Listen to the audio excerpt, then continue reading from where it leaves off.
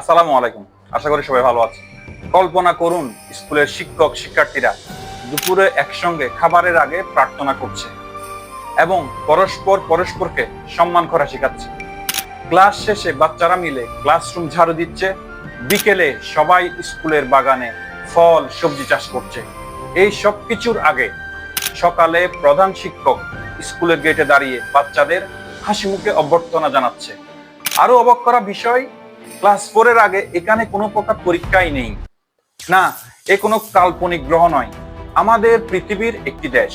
জাপানে বাচ্চাদের ঠিক এভাবেই গড়ে তোলা হয়।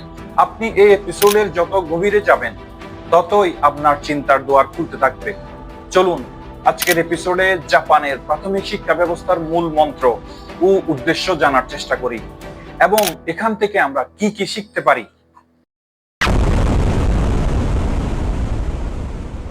1945 সালের 6-9 আগস্ট পৃথিবীর ইতিহাসে প্রথম ও একমাত্র দেশ হিসেবে জাপানের হিরোশিমা ও নাগাসাকিতে পারমাণবিক বোমা হামলার পর এখানের ধ্বংসযজ্ঞ অকল্পনীয় ছিল।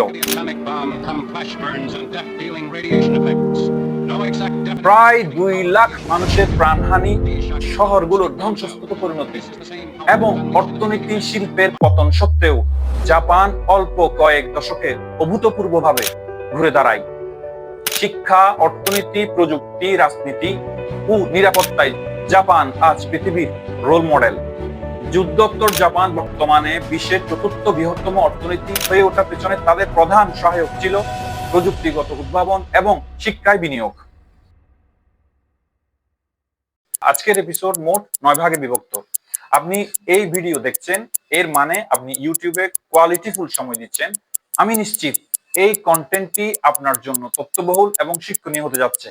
এমন শিক্ষণীয় কন্টেন্ট সবার আগে পেতে আমাদের চ্যানেল সাবস্ক্রাইব করে বেল আইকন প্রেস করে রাখুন। শিক্ষা জাতির মেরুদণ্ড, এই মহান উক্তিটিকে জাপানের গ্রাম থেকে শহরে সবার ব্রেইন সেলের ভেতর ইনজেকশনের মতো পুশ করেছেন ফুকুজাওয়া ইউকিচি। তিনি ছিলেন জাপানের মেইজি যুগের একজন প্রভাবশালী রাজনীতিবিদ, শিক্ষাবিদ, লেখক এবং সমাজ সংস্কারক। এক কথায় আধুনিক জাপানের শিক্ষার প্রাণপুরুষ। তিনি কেইউ বিশ্ববিদ্যালয় প্রতিষ্ঠা করেন। জাপানের শিক্ষা ব্যবস্থার আধুনিকায়নের পাশাপাশি ব্যক্তিগত স্বাধীনতা ও পাশ্চাত্য জ্ঞানের প্রতি গুরুত্ব দেওয়ার পক্ষে তিনি কথা বলেন। জাপানে শিক্ষা শুধু বইয়ের জ্ঞানে সীমাবদ্ধ নয়, এটি একটি জীবনমুখী শিক্ষা। 6 থেকে 15 বছর বয়স পর্যন্ত শিক্ষা বাধ্যতামূলক। এখানে শিক্ষা ব্যবস্থা 5 ভাগে বিভক্ত। কিন্ডারগার্টেন, এখানে খেলাধুলা আর সামাজিকতা শেখানো হয়। প্রাথমিক বিদ্যালয়, এখানে বেসিক সাবজেক্টের পাশাপাশি নৈতিকতা শেখানো হয়। জুনিয়র স্কুল, এখানে শিক্ষা আরো গভীর হয়। সিনিয়র হাই স্কুল, এটা ঐচ্ছিক, কিন্তু 98% শিক্ষার্থী এখানে পড়ে। বিশ্ববিদ্যালয় বা ভোকেশনাল স্কুল, এটি ক্যারিয়ার গঠনের ধাপ। জাপানের শিক্ষা মন্ত্রণালয় MEXT এই সিস্টেম পরিচালনা করেন।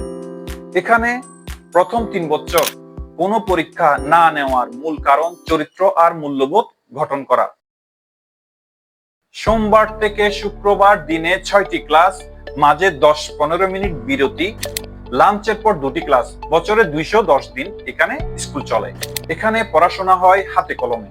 ক্লাস 1 এর বাচ্চারা স্কুলের জমিতে বিভিন্ন সবজি ফলায়, পরে তা তুলে বাড়ি নিয়ে যায়। এতে তারা পরিশ্রমের মূল্য ও প্রকৃতি সম্বন্ধে শেখে। শিক্ষার্থীরা শিক্ষকদের সঙ্গে ক্লাসরুমে খাবার খায়। শেখানো হয় খাবারের গুরুত্ব, রান্নাকারীর প্রশংসা ও পরিচ্ছন্নতা। খাওয়ার আগে ও পরে প্রার্থনা করা হয়। এখানে ছোট থেকেই শেখানো হয় সম্মান, সামাজিকতা, নৈতিকতা ও দায়িত্ববোধ। কমেন্টে অবশ্যই জানাবেন আপনার বাচ্চা বা ছোট ভাই বোনের স্কুলে এসব নিয়ম আপনি চান কিনা। জাপান উন্নত হওয়ার অন্যতম প্রধান কারণ শিক্ষকদের সঠিকভাবে মূল্যায়ন। একজন শিক্ষকের প্রভাব অনন্তকাল গিয়েও শেষ হয় না। মা বাবার পর আপনার জীবনে শিক্ষকের অবদান সবচেয়ে বেশি। এখানে রাষ্ট্রীয়ভাবে শিক্ষকদের সবচেয়ে বেশি সম্মান করা হয়। খুবই দক্ষ শিক্ষক মন্ডলী তাদের মেধা, শ্রম, সততা এবং নিষ্ঠা দিয়ে শিক্ষাকে এমন একটি জায়গায় নিয়ে গেছেন যে সাধারণ জাপানিজরা এই প্রাথমিক শিক্ষা ব্যবস্থার উপর খুবই আস্থাশীল। Organisation for economic cooperation and development এর জরিপে এশিয়া মহাদেশে শিক্ষকদের সবচেয়ে বেশি বেতন প্রদান করা হয় জাপানে। এমনকি জাপানের মেট্রোতে শুধুমাত্র শিক্ষকদের জন্য বিশেষ আসন বরাদ্দ রয়েছে। ইউনেস্কো এর তথ্য অনুযায়ী জাপানের সাক্ষরতার হার ৯৯.২%। ১৫ বছরের বেশি বয়সী প্রায় সবাই পড়তে এবং লিখতে পারে। প্রায় ৫৬% মানুষ বিশ্ববিদ্যালয় বা ভোকেশনাল কোর্স সম্পন্ন করে। এই উচ্চশিক্ষার হার জাপানকে অর্থনৈতিক ও সামাজিকভাবে শক্তিশালী করেছে। ২০২৪ সালে বিশ্বসেরা ১০০টি বিশ্ববিদ্যালয়ের মধ্যে জাপানের ৫টি বিশ্ববিদ্যালয় স্থান করে নিয়েছে। আপনি মনে করে দেখেন, সারা জীবনে শেখা অনেক কবিতা ভুলে গেলেও ছোটবেলার আমাদের ছোট নদী চলে বাঁকে বাঁকে, ওই দেখা যায় তাল গাছ, ওই আমাদের গা, আম পাতা জোড়া জোড়া, আইরে আইটিএ, এগুলো আপনার ঠিক মনে আছে। ঠিক একই প্রক্রিয়ায় জাপানে ছোটবেলা থেকেই দেশপ্রেম শেখানো হয়। প্রাথমিক স্কুলে দোতোকু ক্লাসে শিশুদের সমাজ, পরিবার এবং দেশের প্রতি দায়িত্ববোধ শেখানো হয়।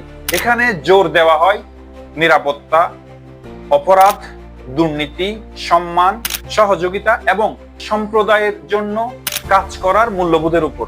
তাই এই রাষ্ট্রে অপরাধ এবং দুর্নীতি অনেকটা নেই বললেই চলে।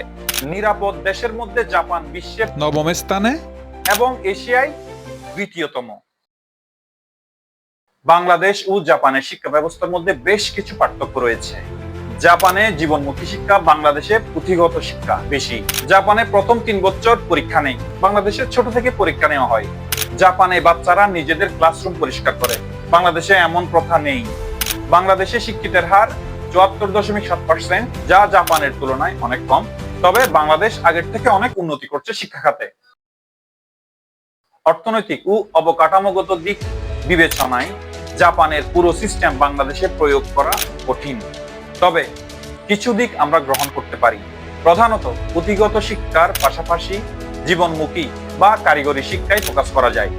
নৈতিক শিক্ষা কারিকুলামে সততা, দায়িত্ব, দেশপ্রেমের প্রতি উদ্বুদ্ধ করানো যায়। সম্মান করা শেখানো, বাগান করা, পরিচ্ছন্নতার অভ্যাস চালু করা এবং কিভাবে খাবারের অপচয় রোধ করা যায় তা শেখানো যায়। সর্বোপরি বাচ্চারা খেলনার জন্য যেমন পাগল, শিক্ষার জন্য তেমন পাগল হওয়ার পরিবেশ তৈরি করতে হবে বা পরিবেশ বানিয়ে দিতে হবে। আপনিও যদি চান বাংলাদেশের প্রাথমিক শিক্ষা ব্যবস্থায় অন্তত কিছু জায়গায় হলেও জাপানের শিক্ষা ব্যবস্থার নিয়ম চালু হোক, তাহলে ভিডিওটি অবশ্যই শেয়ার করে ছড়িয়ে দেবেন, যেন আপনার পরিচিত জনরা তাদের মতামত জানাতে পারে।